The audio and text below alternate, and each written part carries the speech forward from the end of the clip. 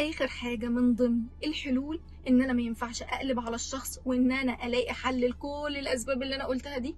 الاختيار بحكمه، اختيار العلاقات والاشخاص بحكمه. اولا كده اطلب من ربنا يديلك نعمه وحكمه في العلاقه، بمعنى ان انا اعرف ايه العلاقه اللي انا هدخلها دي، تعاملي مع الشخص ده، دوافعي مع الشخص ده ان كانت صحيه ولا غير صحيه، سامه ولا غير سامه. على فكره احنا استهلكنا كلمه توكسيك دي بغرابه، زي كلمة الحب بغرابة، واحنا ما نعرفش مدى أهمية الحكمة في العلاقات ومدى أهمية الحكمة في كل حاجة بتحصل في حياتنا. في النهاية بقى عايزة أقول لكم إن مفيش حل سحري ليه إن احنا ما نقلبش على بعضينا، لأن حياتنا مختلفة وقائمة على التنوع وجوانا مشاكل وضغوطات وحاجات كتيرة قوي.